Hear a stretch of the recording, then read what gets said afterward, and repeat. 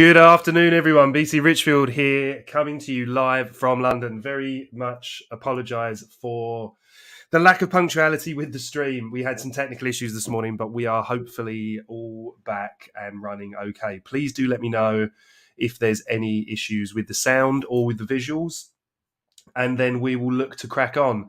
Burned Queen, C-Ron, Hans, Nitpar, Steve Etienne, Sebster, MM. Hey guys, thank you so much for your patience and everybody else that's on it. Actually, C-Ron, the weird thing is that I got... So in the UK, we've been through daylight savings time. I even got that right. But no, unfortunately, something technical beyond my control, which doesn't, as we all know, take that much really to kind of trip me up technically. So all I can do is thank everybody for their patience and for staying around. Waxar, welcome, my friend Greenstar. Good to see you guys. Visuals and sound all okay. Awesome. All right, guys. So look, I wanted to just kind of really do a slightly shorter session today, overview on Bitcoin, trade setups that I'm looking at. Obviously, we've had, a pretty good run when we're looking at the higher time frame stuff. So a lot of people asking this question, can things continue to pump? There's a lot of people looking like they're kind of taking short positions in and around here. So I just wanted to kind of put my views on it, see what I'm looking at from a high time perspective, what I'm looking to trade and what those trade setups are. So without further ado, let's take a look, right? So here we are on the weekly chart, all right? Now, we wrote these out last time, or we drew these out last time, which were these kind of areas of consolidation we were looking for previously, obviously all the way back here for price to hold. We can see we kind of wicked below those a little bit, but didn't have any significant closes. This area has kind of been flipped now, especially when we look at these two opposing fair value gaps. Support has been found and price has been pushing up. So you have to forgive me because this obviously will all look a little bit messy. So let's just hide all that for a second and then we can undo it. It doesn't want to let us do that, does it? Let's have a look. There we go. So when we're looking at this now, and we're looking at this clean, this candle here, we can see is very, very strong. Okay, so there's a lot of bullish momentum in there. Very, very small wicks either end, huge bullish volume coming up. So what can this tell us and what are we looking at in terms of targets? Now, we're talking about this on a weekly perspective, right? So what we're going to do is we're going to get our weekly, our higher time frame bias in place. Then we're going to decant down through the time frames and then look to kind of the shorter and smaller time frames into areas that we can actually kind of trigger trades potentially. So as we look here, there's a few key areas that stand out. We've still got this weekly level up here. So this one's been in place for quite a while, so let's extend that across. This, for me, is the first key point where there's going to be really high time frame stops resting, all right? So if I was a major player buying in here or buying in here, I'd be looking at this kind of area here, I think, because, well, a couple of things. You're going to have stop losses there, yeah, from people that were short. You're also going to have breakout traders. You'll have bots that are programmed and bits and pieces to step in and take these plays if we go above. But there's obviously every chance that we kind of deviate this, come back down, and then, move lower. However, that's not of interest to us at the moment because we're not there. So that is purely a target, okay, for where price can go. Something that is of interest here, since we've had last week's candle close, a couple of things. One is we have this weekly inefficiency below us now, right? This fair value gap. Now, these are often magnets for price to rebalance before either continuing on, or we look at them as areas that are flipped from support to resistance. Okay, so let me just get rid of these very quickly. So what I mean by that is if we look at this down move that we had here, all right, or first of all, let's start with the fair value gap, this one, right? So when we created this fair value gap here, right, between this candle, it's this candle, this candle, and this candle, right? And it's the gap between these wicks. We can see how price did dip into this before it then continued up higher. So that's why we use these places as key points of interest. We had a similar situation here, which got us into some of our long trades a few weeks ago. We came up, we broke structure, we shifted structure here, right? Because lower high, lower low, lower high, higher low, higher high, right? Taking out that structure. In doing so, we left this fair value gap.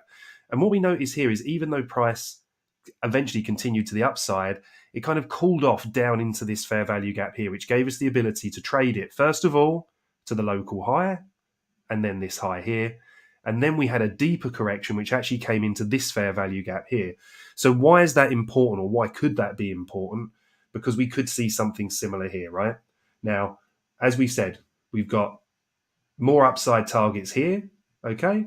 We have other inefficiencies here, yeah? So that one's not been quite filled yet, so we could see price move higher into that, also into this order block here. So there's still definitely a little bit of upside here, even if we're not targeting this. But what would be healthy to see is for price to come back into this area here, yeah, fill some of this inefficiency before it then moves higher, all right? So let's get rid of all of that and get our other drawings back on the chart. And now we're going to move down to a daily.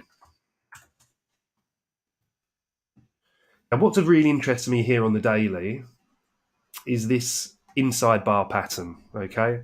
So it's formed when we've got this mother bar, and then you have the following candle, the high and the low doesn't go above the high and the low of the previous candle. When this candle closes, we get our inside bar pattern, all right? Now, this provides us with two ranges to trade.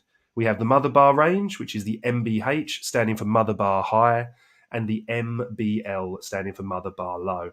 They are the thicker red lines that we can see here.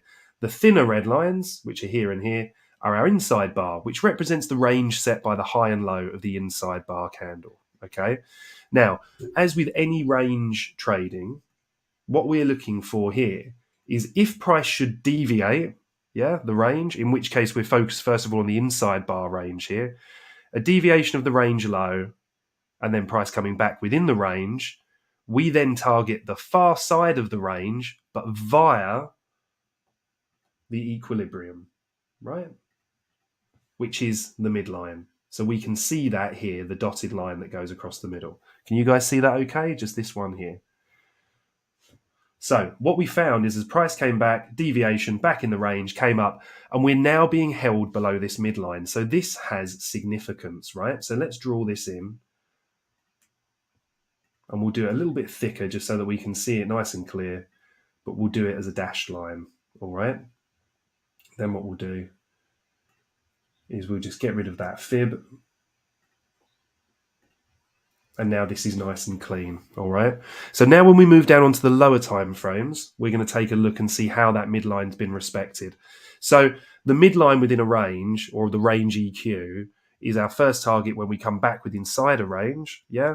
Because we could move that to range high, which would be this high and this low, basically the range set by this inside bar candle, and then ultimately the mother bar high and the mother bar low, which is set by the larger mother bar candle. Now, obviously, we haven't run that low here, so our focus is currently on the inside bar. Good question here from Nitpar. What did you base the EQ on? Yeah, of course, mate. So that might not have been very clear. So the current range EQ, because the current range we're in is this inside bar, is from the high of this candle to the low of this candle, which is depicted by these two thinner red lines. All right, bud? And then when we then succumb to the mother bar, we would then adjust the range to make an allowance for the mother bar. But what we're doing is we're marking this in so that when we go down to the lower time frames, we can see how price has interacted with this. Like I said, when we run this, let's look at also what we've done. When this candle took out this low, it swept, yeah, the liquidity resting below the prior day's low, yeah, which is here. Price came down, came back in, and then it's looking to come back up here first to the midline. If we get continuation beyond the midline, then we're looking to target the range high, all right, which in this case is the inside bar.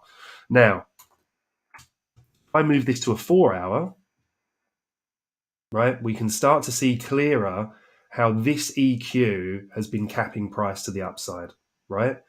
So how I'd be looking at this is I would be saying, okay, well, let me just get rid of these because these are our lower time frames, all right? Mr. Brownbug, so midline is the mid of the mother bar. No, so on the daily, the mother bar is this, yeah? So we've got two ranges. The main range that we're in is the mother bar high to low. Yeah, but we haven't drawn that EQ in at the moment because we've deviated the inside bar. Yeah, so that's this high to this low. All right, and that's where we've taken the EQ. So that's 50% of this high to this low because that's the current range that we're trading in. Right, price has come up, come down to the midline. It's deviated the range low. Then when it's come back within the range, we first target the midline. If price can then get a close and a hold above here, we would then look to target the range high. But as for the moment, what we're looking at this as is this is suppressing price, right? Our range EQ here, because we've had multiple attempts now. These are 4-hour candles, obviously, to get above this level, and we failed to do so. So at the moment, price is kind of compressing here. So what we'd be looking for if we wanted to see some bullish continuation, right, would be price to come and reclaim this level, close above. Then we'd look to the lower time frames, all right, for a bullish market structure to hold, get a close above this level, and then we would look to push up to range high. However, if we are thinking that this is suppressing price and maybe price is going to be moving a little bit lower, that's like when we said we can look then to our higher time frame targets. We've got the mother bar low here. So if we came down, went through here, we've got liquidity resting below these lows, but we also have the mother bar low here. And what's acting as a draw on price here is our daily fair value gap. All right. So that's the way that I'm looking at it. I'm saying, okay, if price is being drawn lower to rebalance, because look, we've got a lot of noise here on the 4-hour, right? But when we zoom out to the daily, this is still very bullish, right? But we've had this big pump with very, very little correction. Okay, so for it to remain healthy, you want to see price cool off for a bit, correct. It can then regather itself, and then we can look for bullish continuation. And for me, when we look at this price leg up, especially from the low here, where we consolidated very, very briefly before we pushed away, this fair value gap here looks like a good target for price to come down, establish itself here before moving up. Now, obviously, we could correct even deeper into this fair value gap here as well, right? But it's always to that point that we're not really looking to kind of make these predictions as such. What we want to do is know what our levels are, look at the key levels, right? And then have a plan when we get there, all right?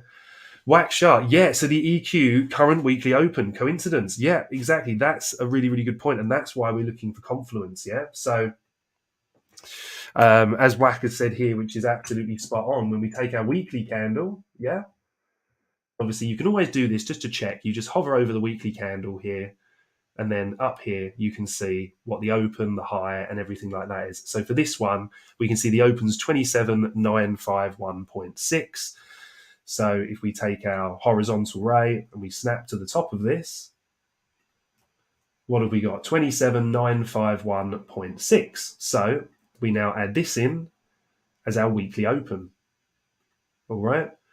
And as Wack has said rightly so, coincidence, question mark. But absolutely they're the questions that I like to ask, right? Because I want to build a story that convinces me where price could be heading, all right? So weekly, we're very bullish at the moment. Of course we are. We've had this big move up. As we said on the daily, maybe we're starting to look a little bit overextended here. We've had a lot of up with very little correction, all right? Then when we zoom in a little bit more, we see we're still within the range of this inside bar, right? When we then drop down to the 4-hour, we get a really clear idea and we can see how price has just been suppressed under here. Look at all these closes, right? It's holding price under. Every time it tries to make a move, it gets put back. Take a move, gets put back, all right? And now price is compressing. So when we start looking to layer other elements in, right, and we look at this and we say to ourselves, okay, well, what else gives us reason to think that price may be held here for longer? Or what would we want to see for both reasons? So for me, to be bullish, the weekly open holds a nice bit of confluence to say, okay, well, if we get above this EQ, and we also hold the weekly open, then it seems likely that we're going to see higher prices, all right? So immediately, that's what I know I want to see, right? And then it's a case of just going down through the time frames and refining it based on the rest of our analysis, right? And that's where you need to come down, have some trigger plans, and that's what we'll look at as we move through the lower time frames. Grant, thank you, buddy. Glad you guys are enjoying it. And that's a really good point, Whack, as well, bringing in the weekly open. Big shout out to Queenie as well, and Yakuza Kana. Great to see you guys on the stream. And Steve Etienne as well. So what's your thoughts, Steve? Has to retest 24, 25K for me, and then on to 32K. Okay, nice. So basically, if we're looking at that, as a game plan from here, and we put this on our 4 hour, or actually, let's just look at it on our daily. 24, 25K is a level that a lot of people have got in their mind, and I'll tell you as for why. There's a few different reasons. We've got this here,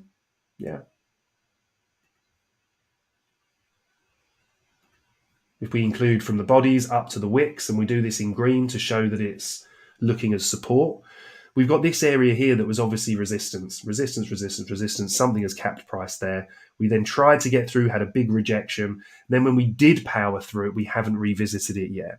All right. So you can kind of look at that and say, okay, well, to show real strength, coming back down and holding this area, we could then look to move up from there. What other confluence do we have down there? Well, we have a few things, right? In a very similar region, we've got this order block. Now, I know people draw order blocks differently. For me, I've always favored using the body of the candles, and I give a bit more weight to it if we see an impulse move afterwards that leaves a fair value gap. So again, around a similar area, about 24.5, we can see confluence starting to build here, and we can also see that we've got our fair value gap that could be drawing price down lower. So as price starts to correct down, maybe this would be a good place, to look for confluence. And again, a lot of it comes about from what time frame you're trading on as well, right? So if you're looking at this on a higher time frame, you're looking to execute on maybe an hourly or a 4 hour chart, then I'd say this looks like a fairly good area to see price come back down into. Then when you start to build, if it holds here, and you'd want to see, an area to hold it, you want to see a bit of absorption, showing some like downside wicks that look like that. And you'll notice this when you look at other areas on the chart. So, for example, when price was held here, look at the wicks here. You see price getting absorbed, can't get the buyers above it, and it ultimately looks for lower prices. All right. McRaw, hey, bud. Good to see you. Mr. Brownberg, I know you don't look at patterns, but I see a top diamond pattern on the hourly. Okay, we'll definitely take a look at that. I mean, Burb is exceptional at looking for patterns. And another one of his CMT colleagues, a chap called Axel Kaibar, is one of the best I've ever seen. Makes it look like an art form. But we'll definitely drop down onto the 4 hour next. But that's why, like what Steve's saying here, Steve Etienne, about this being a key area that people want to see retested. Because, sometimes we get too caught up on the lower time frames, right? And you look at this on a daily and we're saying, okay, what do you want to see from a strong daily chart? You want to see higher highs and higher lows. So something like this, price coming in and finding support around here would hold the bullish narrative. If it does so, we know we've got higher targets. So then we can trade those with a bit more conviction. All right. So I see a fill of the lower fair value gap. It could be that as well. Like I say, these fair value gaps tend to get revisited before you have, and doesn't mean it necessarily happens right away. You go to the higher time frames, you see things that have been, that have taken a long time to fill, or maybe haven't been filled at all. But as a general rule, when you think about the efficiencies of markets, I like the idea price goes up when you've got those thin orders and you create those big gaps. Price does very often come to rebalance those. So I think on this time frame, I can see where Steve's coming from, certainly around 24, 25K. I know a lot of other top analysts that are looking at that as well. Imran Khan, good to see you, buddy. Steve Etienne, 55 weekly EMA and MA also showing confluence in that range. Perfect.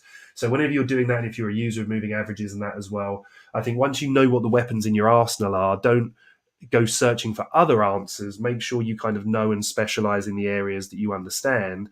And then it's a case of just building a case. You got to convince yourself, why do I want to take this trade here? If I was to go long, why would I want to go long here, right? So if I ask myself that question on a daily, fine, I've got a target up here, but lots of these upside wicks doesn't fill me with a lot of confidence. We can see when we drop to the lower times, we're being held below this EQ. Right, we start to get some convincing closes above this on the higher time frame and pushing up, then we can target these highs and then this. But until then, and especially while we're below the weekly open and below this range mid, I think price could easily look to correct a little bit deeper. All right. Now, the key thing for us, or the key thing for me, is I want to identify the levels, right?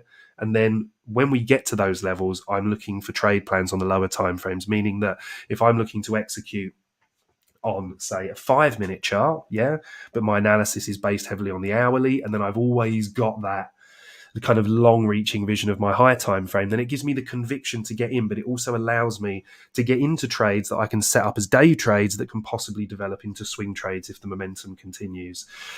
So question here from Imran Khan. I was very fortunate to be exposed to ICT early on, his original mentorship, someone that I've got a lot of respect for. I'm not an ICT purist. I use some of the concepts as well as others that I've learned throughout my trading career, but I do think he's a fantastic person to study. So the question is, which of the ICT concepts do you find most important, e.g. order block, liquidity, time, etc.? So it's and the MMXM of the market maker buy models or the market maker sell models. It's a really, really good question, right? So I think it depends very much what type of trader you want to be. What I would say is I would look at the individual parts as their own ideas, and then I would look to put that over my strategy if I was looking to develop it and see if it helped me or if it hindered me. You always, want to make sure that you've got these kind of markers in that are allowing you to take the good trades, but maybe kind of helping you stay out of the bad ones. But all in all, really, it's a case of being very clear and understanding it over a long period of time with a lot of data, what works over time, so that if you do hit a winning streak, you know how to replicate it. But then if you hit a losing streak, you have the belief in your strategy to not step away from it. You have to take the hit sometimes. And, but once you've got the data, it gives you the confidence to understand that over time, these things play out in your favor. But if I was to say a couple, fair value gaps, liquidity really is what my trading is based around. My very, very simple approach to trading is thinking, okay, well, if, say, like with this level here, when we had this level and price was running up into this initial rejection, was kind of expected because we've seen how price has been continually rejected here, all right? So once you get a rejection at a key level, you're looking for one of two things. I'm looking for either acceptance above that level, which is what we got here. Now, I'm not looking to FOMO into this move. I'm happy to let the move develop and then to trade it on the correction. So when we came back down into this fair value gap, then looking to take longs, immediately just a nice, easy targets here, but then ultimately with higher targets above. But I do think that the concept of premium and discount is a very important one as well, okay, which I'll show you on the lower time frames. But very good question, Imran. Mr. Brownbug, that is an Elliott Wave 1 to 5 count. Yeah, I used to do a bit of Elliott Wave back in the days. Not one for me these days, but again, whatever tools it is that you've got in your armory, just as long as you understand them on a level that's important to your strategy and you've got that data behind you, then that's the real kind of important thing. So let's drop ourselves down onto the 4 hour again. Once again, we can see the absorption, right? Price coming up, just not managing to get above. We can see sellers stepping in. This is what I put out on Twitter this morning. This is the 4 hour fair value gap, which is from this candle to this candle. We can see again, look, price ran, took out this high. Don't FOMO in, right? We just wait for the fair value gap to be set. Price comes down, and then this is where we look for our long entries, right? Again, just to touch upon what Imran Khan's saying about ICT concepts, especially ones that I use a lot, which is things like premium and discount, right? This is our premium and discount. So premium is up here, discount is down here. And basically, it's the idea that this is the price leg currently, the low to the higher. Yeah, the displacement leg on this time frame or the higher time frame leg. Once we go to a lower time frame, then you want to be favoring longs from discount, and favoring shorts from premium. So just to show you how that works quickly, obviously this candle closed here, So from this point onwards, which was Sunday at 1700, on a lower time frame, we can see price starting to sell off now. Like we say, taking a fairly strong rejection from that EQ. But the use of premium and discount is basically like this. When did we say? We said Sunday 1700, didn't we? So around about here, right? So because we've got this, our understanding is that in terms of pricing, right, you've got a better risk to reward from discount to go long and a better risk to reward from premium to go short. So what you're looking for, or what I'm looking for, are very, very simply, I want to see lows run. So that sweep there, but also the sweep of these equal lows under here. We can see we got that here. Then what did we also have? Price has come down into a discount, which favors long positions. So from here, we can look for long trades, which we favor into the local highs and also the origin of the move, looking at the order blocks, right? And then when we're in premium, which we are here, we're looking for the reverse, right? So a sweep, which we got here, same as the sweep we got there.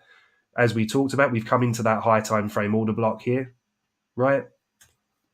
So now we're favoring short positions. So if we get a short trigger here, then we take that and then we're targeting the key liquidity, which for me would be resting under here. In the same vein that when we then came down into discount here, we were favoring long setups into the initial liquidity here and then ultimately here. All right. So that's kind of how I use premium and discount. That's how it's always kind of worked for me. Again, I'd always recommend learning from the source. If it's something that interests you, then I would definitely look to study that directly from ICT. But we just quickly got a question here from Nitpar. So what made you choose those candles to base the high and that particular low on? Very good question. And what would happen if you went a couple of candles back? Cool. Let's take a look at that. So the reason that I chose these candles, is because for me, I'm looking for a price leg. So here, this high to this low for me are a price leg. Why? Because as we can see here, with this price leg up, I'm looking for what's containing current price action, right? So when we look at this here to here, that would be our premium discount range here. I mark the range up when we get our first opposite close candle, right? So let me see if I can explain that to you without making it sound more complex than it needs to be, right? Let me just pop these in a group very quickly, and then let's have a look. Oh, not what I wanted to do at all, was it? Right.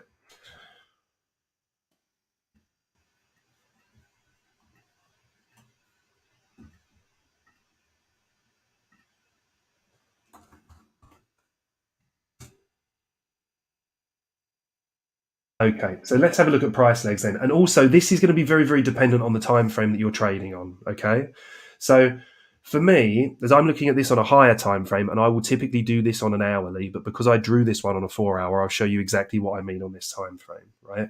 So I'm looking for what's containing price. So when we get this drop, for me, we move outside of what was containing price earlier. So I'm looking for these legs for price, right? So when we come down to here and we set this low, I'm then looking for price to set a high and then have down close candles that then meet the range EQ, right? So we've had this move up, corrective move. We've then set this high. We've then set the down close candle showing us that a corrective move is coming. So we've got our key low, price has moved up, we've set the high, this candle's then corrected, and this candle's engaged with our midline. That for me then sets the range. If this candle had closed, but we'd not had interaction with the midline and price had continued higher, then I would make an allowance for that. All right. In the same way as then when price comes back up to here and we set this high, I'm then just asking myself, well, is this still containing price? Is price action still within this leg? Yes, it is. Right. It comes back down to the midline on the lower time frame. That then gives us the opportunity to look for long positions as long as we hit our trigger mechanism. All right. Now, what you might find a bit easier to do is to look at these price legs on the lower time frame. All right.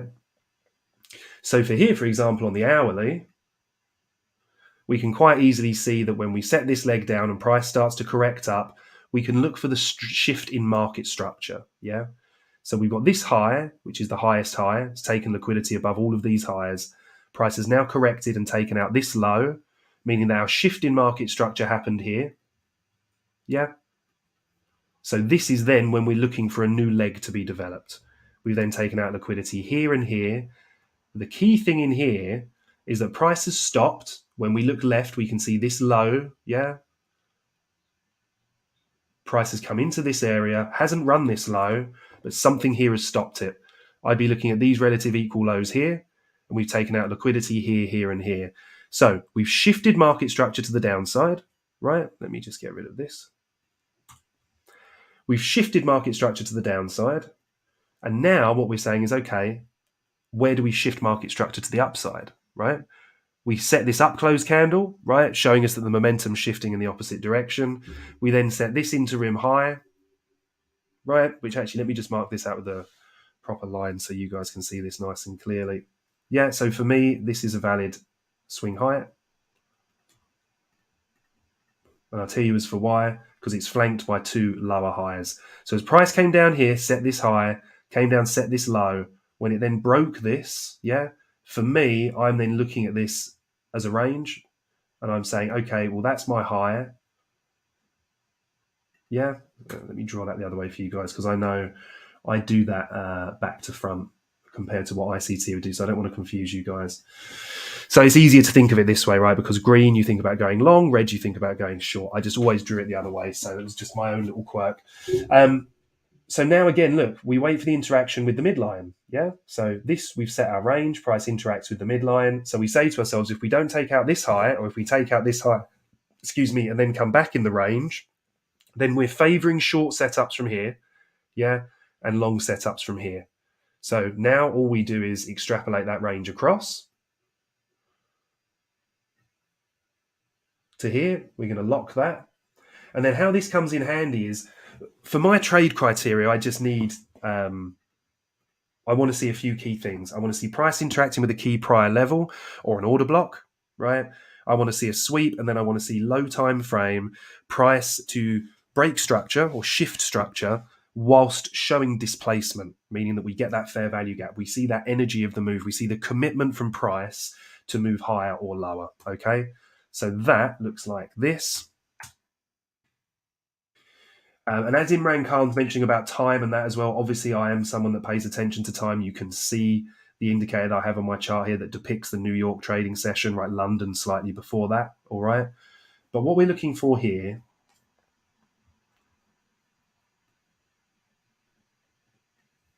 are setups like this. So we can see, let me just zoom in for you a little bit. We can see here as price is correcting down, it hasn't shifted structure until here, right?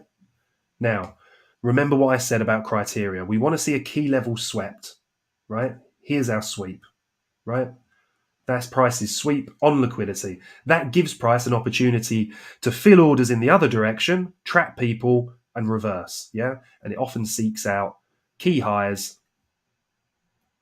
So we would look at something like this to be an initial, not an initial target, but certainly to be a target, as price then moves up into premium, where we then switch our bias to looking to short, okay? So what I want to see is structure break, yeah, or structure shift, which we get here. So we've set our high, higher, low, higher, high. So this is actually a market structure shift, yeah? A market structure break, sorry, an MSB.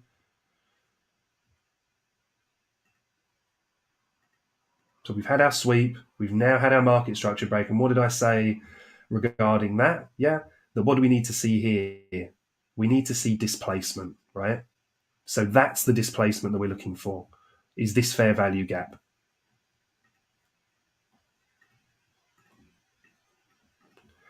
So price comes in, triggers the fair value gap. For me, right, once the fair value gap is set, which is here, you can then move on to a lower time frame, like a 1 minute chart, for example, to refine your entries. Or you could, if you were so inclined, decide to put a limit order either on the top of that or on the 50 line, again, the EQ. Because once again, when we look at this, you see how that 50%, the EQ of that is often respected. Yeah.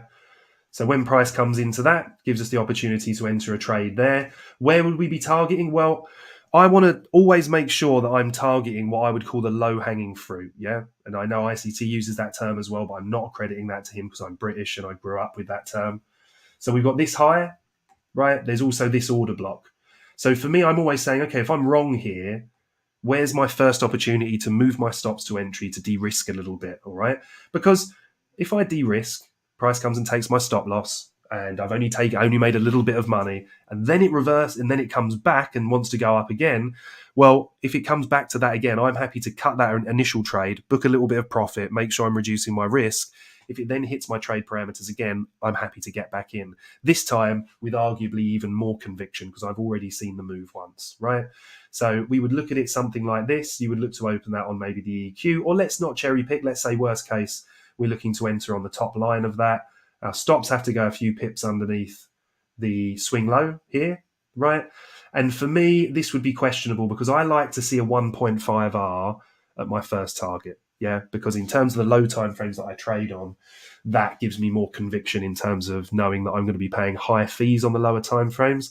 So this isn't a trade that I would personally take. If this was 1.5R, so let's say, for example, we put our stop here, and you could even put your stop here, right? So this is something actually saying that I might look to do because I don't think there's no fair value gap there. I thought there was a small fair value gap.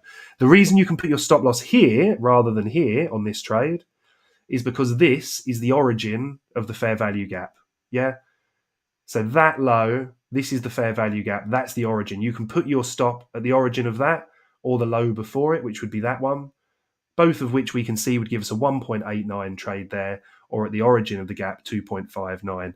The reason we can do that is because if our theory is correct and price is moving into this fair value gap to rebalance before seeking liquidity higher, then we shouldn't see price closing below it. So we've still got this buffer. If price starts closing below and breaking down, the chances are that our trade plan is incorrect. All right. And then we look here, we say, okay, we trimmed our profit. We can see again, price starts to move down. Now, what were we talking about in terms of looking for price to run lows, right? So we're looking for price down here to run into key liquidity. Now, where do we find that liquidity below old lows? In order blocks. But again, we want some confluence, right? So down here, we have this order block that's led to the move higher. We also have the order block that's in here, right? That hasn't been retested yet. Why is this one significant? Because it broke market structure and it was followed by an inefficiency, by an impulse move, by displacement, right? Which gives us a little bit more conviction that we would look for this to hold. So if this is a level we're looking for price to interact with, when it comes down, interacts here, we have to see what we were talking about before, right? So price comes into here, it also sweeps liquidity below this low, and we get this sweep here. This is the high, comes down. We get our shift here. Price moves up. Do we get displacement? We do. Now, this is where I use premium and discount as well. So again, remember, we've got the down close candle, but it continues up. This is where we break structure. This is our up close. These are our down close candles. So this immediately sets our premium discount range. Yeah. Now, for me, it's very important that price comes down into a discount. Yeah. So you see we have this fair value gap here between these two candles lows. Let me draw that in.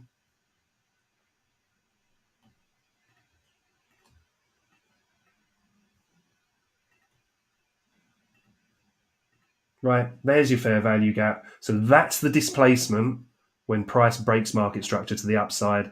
Therefore, we look for price to retrace into here, and we don't even allow the top part of this. I would bring this down so that the whole thing is within discount. Yeah, it just means that if I'm setting a long position, that my triggered entry is here, right?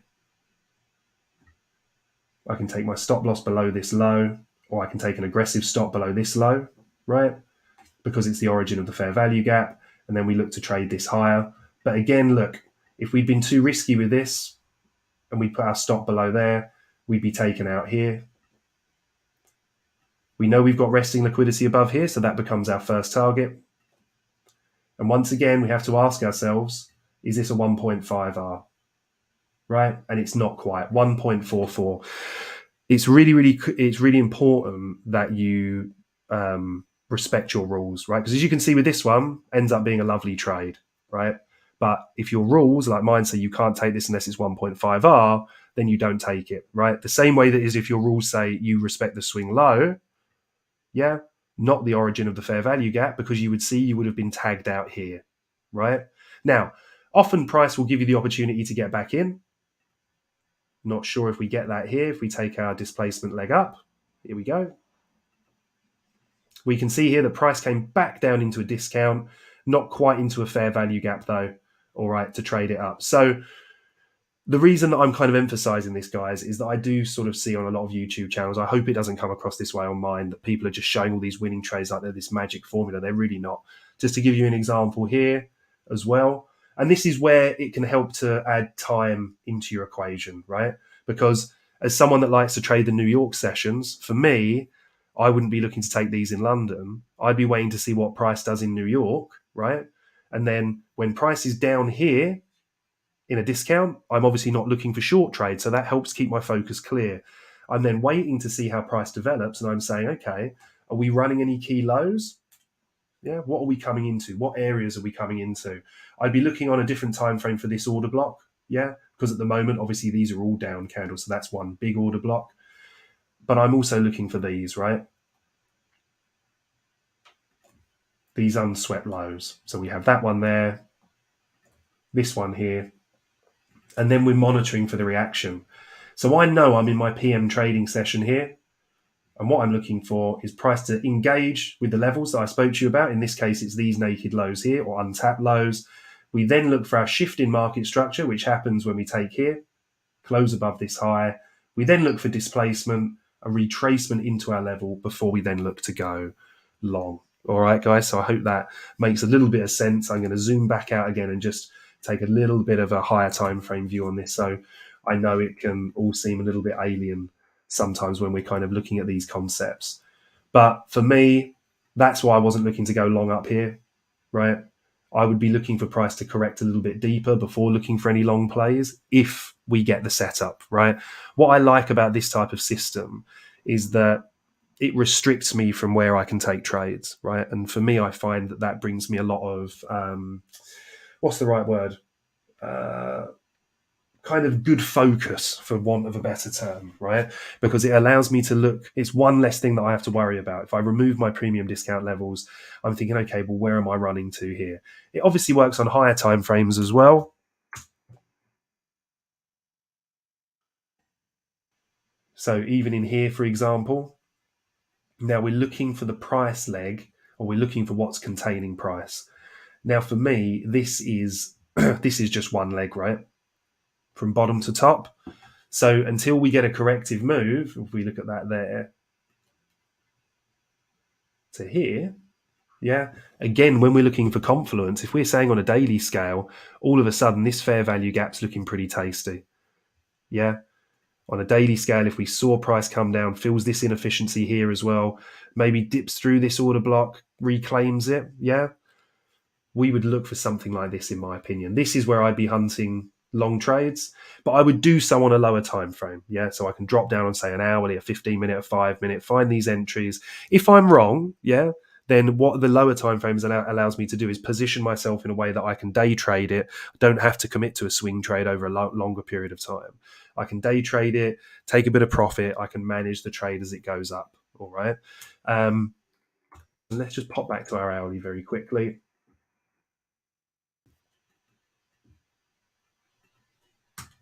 So just to kind of finish up on what I'm looking at the moment, and this has been really, really, I've really been enjoying ETH recently with this kind of approach. But in here, if we look at our New York trading sessions, it might help actually if I put this on a slightly lower time frame. Now, I favor these during the week, right? But they do hold relevance at the weekends as well. And if we look at these trading sessions here, look at the AM to the PM, look at the big move we get here, and then the large corrective move here. AM here, see this? Big move down, and then the end of the PM session catalyzes the move up. AM session New York, we got to remember these two are weekends, so they hold slightly less weight because it's based around the traditional markets, which are only open on Monday to Friday, and it's all to do with volume that's traded at that time. For me, for my personal approach, we can see here we get this move up, nothing really to write home about, but in the AM session we take out these highs, and that's where we get the correction. Same here. We see the AM session starts the corrective move down, and the PM session then has the relief rally up. AM, we're short bias because we're in premium. PM, we're long bias because we're in discount. Yeah, same here. AM session here peaks into premium, so we've got our short bias. PM session here, when it wipes out the lows, we've got our long bias. So it's just about finding a way that the time frames kind of align with one another depending on the amount of time that you can trade, right? I know a lot of people aren't able to sit there and trade the really low time frames, right? Because you have other commitments, work and family. So make sure you just look at time frames that are realistic for you to trade. Maybe that's like a 15-minute time frame, yeah? So maybe you're then saying to yourself, okay, well, I'm going to look for my 4 hour, displacement legs. And we can see here where we have this big corrective move, then price takes out this high. So as we said before, price comes up low, lower high, takes out this low, but then it shifts structure back up here. So I'm looking for the origin of this move to the high of this move. So basically what I'm saying to myself, if I was looking to execute on a 15-minute chart, as we look at it up here, then basically I'm not looking for long trades at all at the moment on this chart, right? I'm just looking for short trades. So like here, price takes out this high, we see the break of structure, we trade it lower, all right? Ultimately down here into this order block. Then we're monitoring here again. Have we taken out any key highs? No. We come into this local high, but this one remains untapped. We take out this key high here, but fail to break structure. See, that's the low we would need to see displacement below. Ultimately, we then take it out here when this move takes out all of these highs, these relative equal highs between here and here. And then we ultimately low, lower high, lower low. Just let me zoom in so you can see this isn't cherry picking. We might not get our fair value gap, but get rid of that old marker here. So high, low, lower high. Here's our shift, right? What are we then looking to do? Here's the high to the low of the displacement leg, because that's where price comes into here. That's when we get our corrective move. So what do we want to see here? Price interact with the mid-range. We don't get that initial reaction because at that point, price is only closed here. It then runs deeper. So we then have to make an allowance for that. And we're then looking for the inefficiency that exists within here for price to retrace into. All right. So exactly the same approach. It's just depends on what time frame that you're able to trade on. Okay. So look, guys, I hope. Hang on. Before I go, let me just answer a couple of questions that we've got here. Justin Waters, you're really welcome, buddy. I'm glad you're finding it useful. Really appreciate you guys all coming on the stream. C-Ron, thank you, buddy. Yakuza Kana, well, it's just nice to give a little bit back. Look, I'm a huge promoter of paid groups. I work very, very lucky to work with the Bird Nest. I love that community. It's my choice to be part of it, as it is every other analyst, because we do like to give back. But it's nice to give back free stuff as well, just for the webinars and bits and pieces like that. But before I forget about it, and I know I'm absolutely terrible at this, we've got some incredible deals going on at the Nest at the moment. Burb and the team have put together some crazy stuff. I think like $99 membership with like hoodies and all kinds of goodies. So look, you can check it out on my Twitter page. All right. Unfortunately, Twitter has decided to log me out this morning. I'm not back in it. Right. But you can look for the promotions on there. You can also look at the promotions that are down in the description as well. If it's something of interest, you can get free trials. You can get all kinds of good bits and pieces. This is an example of the trading bundle that we put out at the moment. You're getting this for like $99. It's absolutely mental. Hoodies available, prize competitions, access to all the calls, the TA team. So if it is something of interest, I know this is limited, do go and check it out. But aside from that, guys, I am going to be here every Monday, every Wednesday for you guys. I'm really, really glad it's been value. If you've got any questions, please do get them ready. We'll do our alt request Wednesday as well. And sorry, just a really quick, really quick one here for... Sorry for the previous D33Z name. It's so old. Brilliant. This is you, is it, Gary? Awesome. How do you get the AM lunch PM indicator on? So this is, I've got no affiliation with this gentleman, but he seems like a really stand-up guy. And I got this from him. I believe it costs a few bucks. But it's index sessions by Dr. Fuse. That's DOKTERFUSE. Allows you to put in your trading hours that you're paying attention to. But also, I really like this one. It allows me to put my name up there and look really cool. No, but it does. It just helps to note the chart, gives you the date, the asset you're trading, and the time frame. And it makes these lovely little unobtrusive trading sessions here, which focuses on New York, right? However, there is also one here from an equally talented gentleman called the Tradinator. Okay, so let me pop that up as well. I believe this one is free, and you can find this directly on TradingView.